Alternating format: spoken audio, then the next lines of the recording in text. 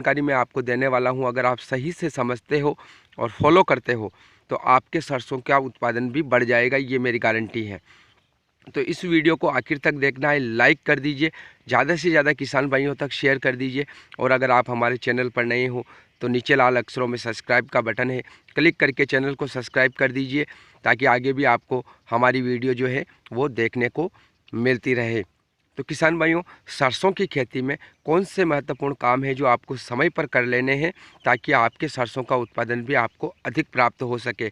तो जब आपके सरसों की फसल 30 से लेकर 40 दिन की हो जाए, उस टाइम पर हम हमारी सरसों की फसल में पहला पानी लगाते हैं। 2-5 दिन ऊपर नीचे हो सकता है ज़मीन के अनुसार, लेकिन एवरेज यही चलता है जब फसल हमारी जो है 25 से लेकर 40 दिन के बीच में किसान भाई जो है उसमें पहला पानी लगाते हैं।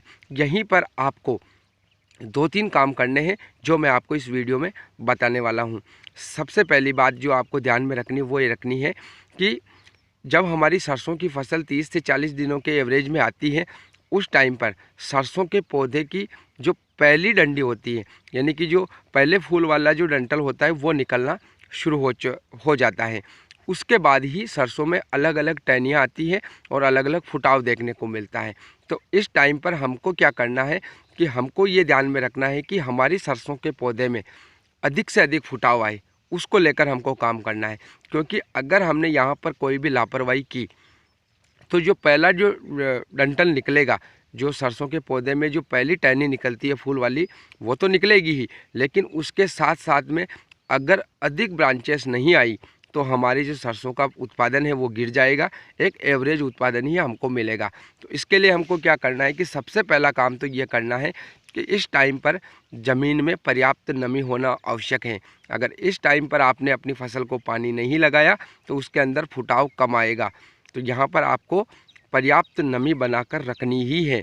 पहला काम तो आपको ये करना है। दूसरा काम आपको ये करना है कि इस टाइम पर लगभग 10 से लेकर 15 किलो प्रति एकड़ के हिसाब से आप उपयोग कीजिए कैल्शियम नाइट्रेट का।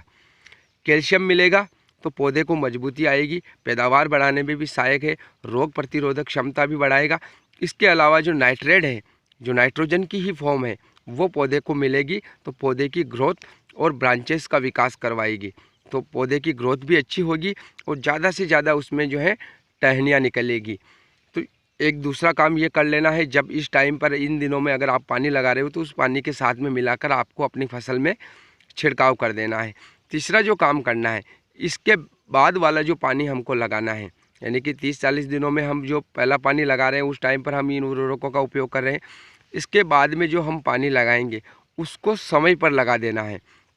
मैं ये भी नहीं कह रहा हूँ कि जल्दबाजी कर देनी है, लेकिन ज़रूरत जैसे ही पड़े उस टाइम पर आपको वापस पानी अपनी फसल में दे देना है, क्योंकि वो पानी फिर जो है फूलों से फलियाँ बनाने में कन्वर्ट करेगा, उस टाइम पर काम आएगा। तो वो पानी भी समय पर आपको देना है। उसके बाद ठीक है 2-5 दिन लेट सेट हो सकते हो आप, लेकिन पहला पानी जब आप 30 से 40 दिनों के बीच में दे रहे हो तब उर्वरक का उपयोग करके आपको देना है।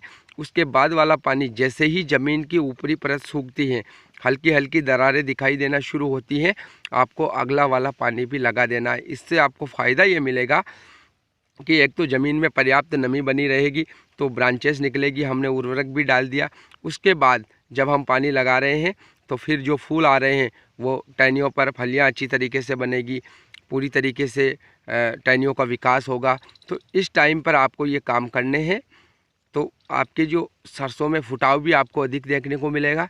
इसके अलावा फलियाँ भी अधिक रहेगी और दाना भराव भी अच्छे से होगा। तो ये काम कीजिए, इससे आपकी पैदावार ज़रूर बढ़ेगी। तो उम्मीद है वीडियो आपको ज़रूर पसंद आई होगी। लाइक शेयर सब्सक्राइब जरूर करना। मिलेंगे अगली नई वीडियो में, तब तक के लिए धन्यवाद।